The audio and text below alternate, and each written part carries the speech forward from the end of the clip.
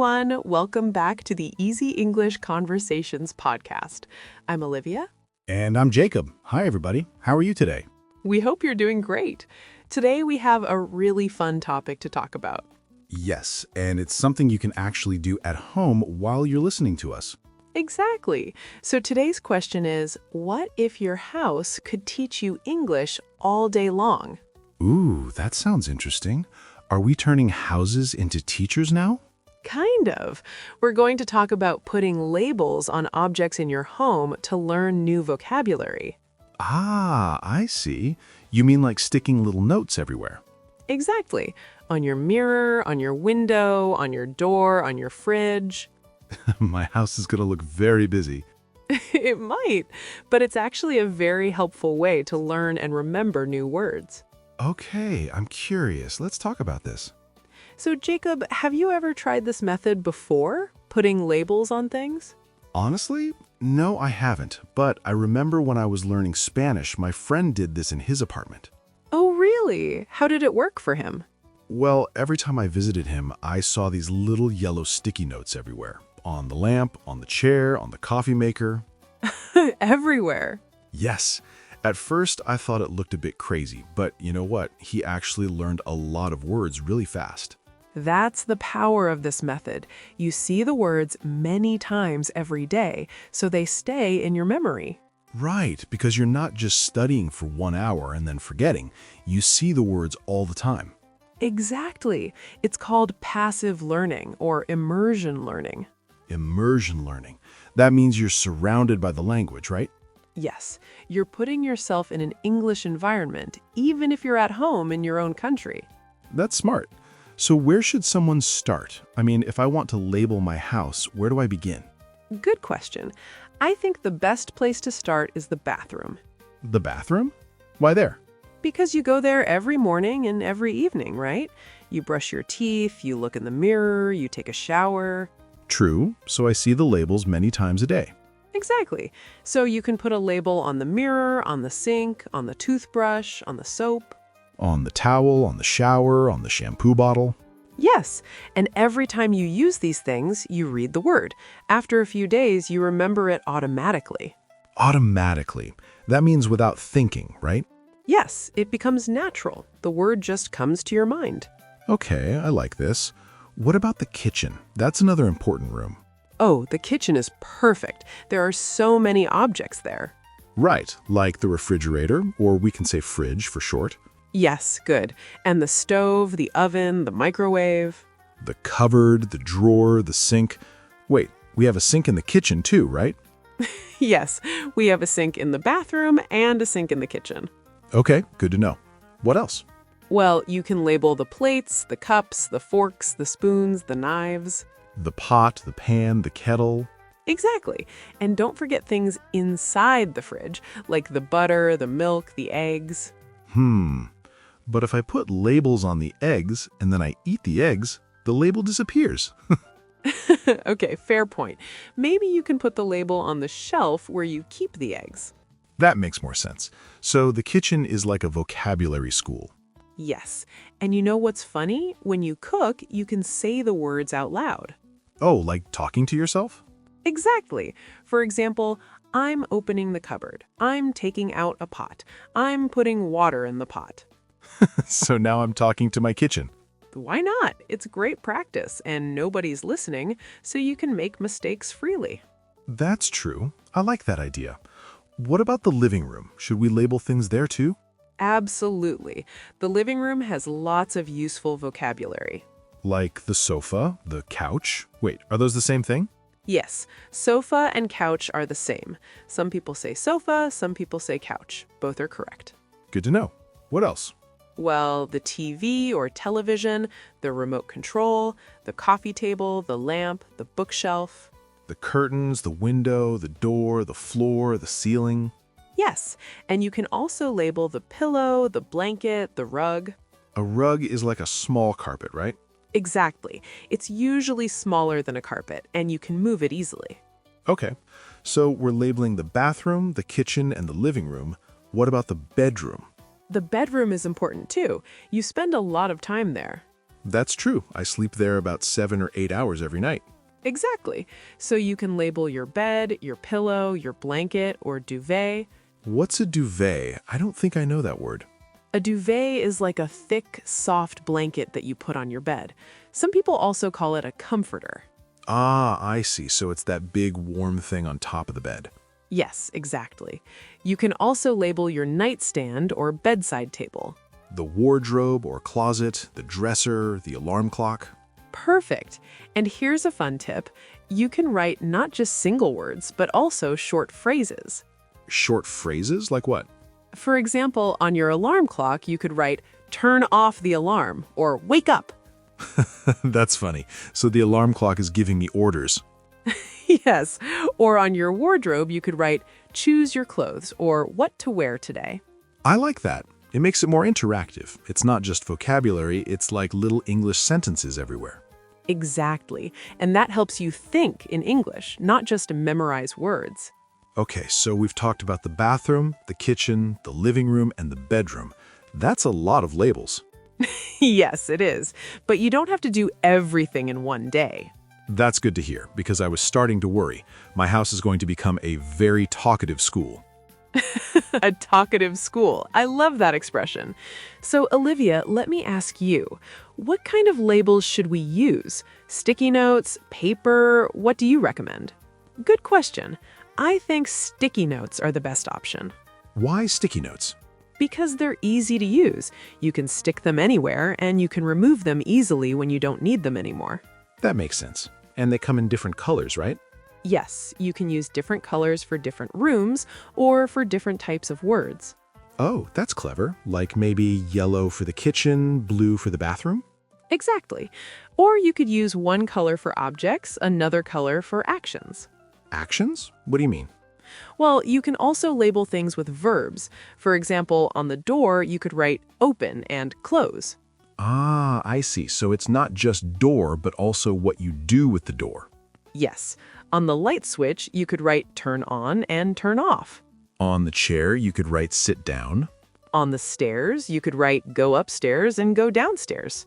This is getting interesting. It's like the house is teaching you grammar too, not just vocabulary. Exactly. You're learning words and how to use them together. Okay, so I've got sticky notes in different colors. What else do we need? A good marker or pen. Make sure you write clearly so you can read the words easily. Right, and should we write in capital letters or small letters? Either is fine. I prefer capital letters because they're easier to see from far away. That's true. Okay, so we have our sticky notes, we have our marker. Now what? Now the fun part begins. You start labeling. And how long does this process take? I mean, for the whole house. Well, it depends on your house, but I would say maybe 1 or 2 hours to label the main rooms. That's not too bad. And then what? We just live with the labels? Yes, you live your normal life, but now your house is teaching you English. Okay, but let me play devil's advocate here. Devil's advocate, that means you're going to argue against this idea, right? Yes, just to discuss both sides. So here's my concern. Won't my house look messy with all these labels? That's a fair point. Some people might think it looks messy. Especially if you have guests. Imagine your friends come to visit and they see labels everywhere. That's true. But you know what? It's actually a great conversation starter. A conversation starter? What do you mean? Well, your friends might ask, "Why do you have all these labels?" And you can say, "I'm learning English." Ah, I see. And maybe they'll want to try it too. Exactly. Or maybe they're learning another language and you give them the idea. Okay, that's a good point. But what if you live with your family? Will they be okay with labels everywhere? Another good question. I think you should talk to your family first and explain why you're doing this. Right. Tell them it's for learning and it's temporary. Yes. And who knows, maybe your family will want to learn too. Then everyone benefits. That's nice. A family learning project. Exactly. In fact, this method is great for children who are learning English. Oh, really? Why is that? Because children are very visual learners. They learn well when they see words connected to real objects. That makes sense. So parents can label the house and help their kids learn English at the same time. Yes, and kids can even help with the labeling. It becomes a fun activity. I like that. Okay, so we've talked about the benefits. Are there any disadvantages? Any problems with this method? Let me think. Well, one possible problem is that you might only learn the written word, not the pronunciation. Ah, good point. You see the word knife, but do you know how to say it? Exactly. Knife is spelled K-N-I-F-E, but we say knife without the K sound. Right. So what's the solution? I think you should use your phone or a dictionary to check the pronunciation of new words. Okay. Or you could listen to a podcast like ours. Laughs. Exactly. That's why listening practice is so important. You need to see the word and hear the word. Right. So labels are good for visual learning, but we also need audio learning. Exactly. It's best to combine different methods. Okay. Here's another question. What if you don't know the English word for something in your house? Great question. That's when you use a dictionary or a translation app. Or you can ask ChatGPT. Yes. Or you can search online, what is this called in English, with a photo. Right. There are so many tools now. We're very lucky. We are. And you know what? Making labels can be a learning experience itself. What do you mean? Well, when you look for the English word for something, you're already engaging with the language. You're curious. You're researching. Ah, I see.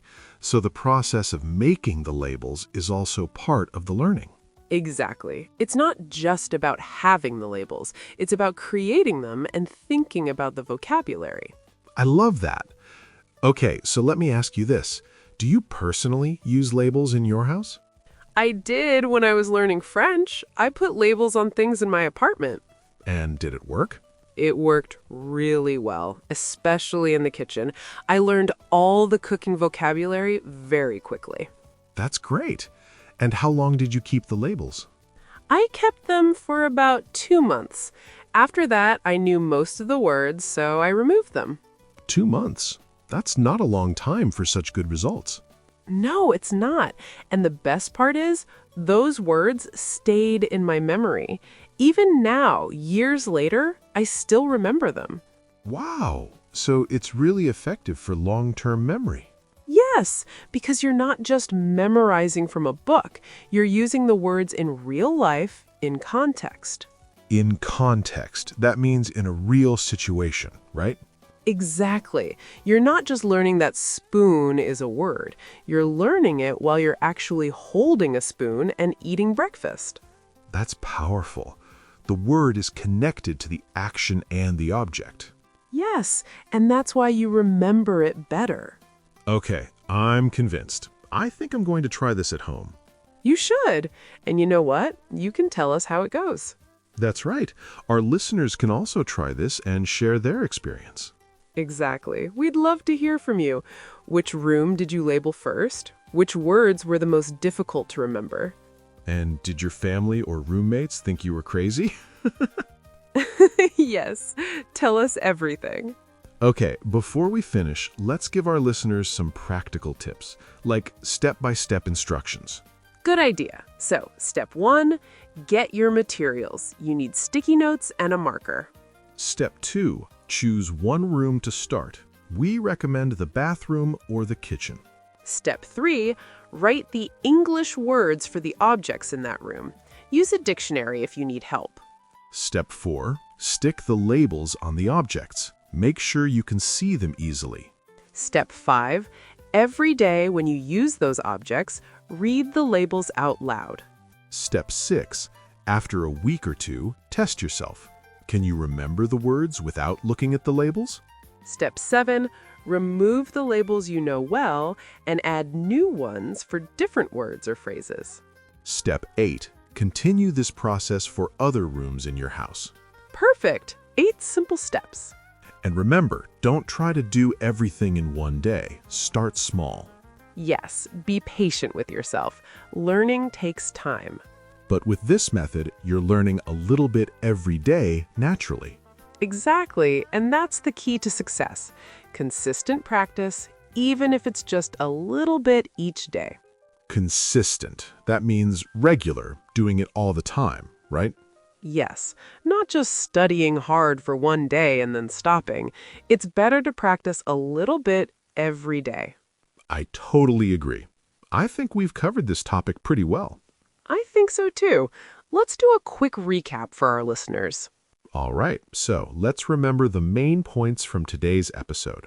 First, we talked about putting labels on objects in your house to learn English vocabulary. This method is called immersion learning. You surround yourself with English words. The best rooms to start with are the bathroom and the kitchen because you use them every day. You can use sticky notes in different colors and write clearly with a marker. Label objects like the mirror, the fridge, the sofa, the bed, anything in your house. You can also label actions, not just objects, like open, close, turn on, turn off. Keep the labels until you know the words well, then remove them and add new vocabulary. This method is great for visual learners, and it's also good for families with children. But remember, you also need to hear the words, not just see them. So listen to podcasts, watch videos, and practice pronunciation. And most importantly, be consistent. Practice a little bit every day. Perfect recap, Jacob. All right, everyone. That's all for today's episode. We hope you enjoyed our conversation about the Labels House Challenge. And we really hope you'll try this method at home. It's fun and effective. So here's your challenge for this week. Label at least one room in your house. Start with the bathroom or the kitchen. Just one room is enough to begin. And here's your today's engagement question. Which object in your house will you label first? Will it be the mirror, the fridge, the sofa? Tell us. You can leave a comment on our website or send us a message on social media. We love hearing from you. Your comments and stories make us so happy. And if you enjoyed this episode, please share it with your friends who are learning English. Yes, help them discover this podcast. Learning English is more fun with friends. Also, don't forget to subscribe so you never miss a new episode. We release new episodes every week with fun topics and useful vocabulary. Thank you so much for listening today. Take care, keep practicing your English, and we'll see you in the next episode. Bye, everyone. Bye.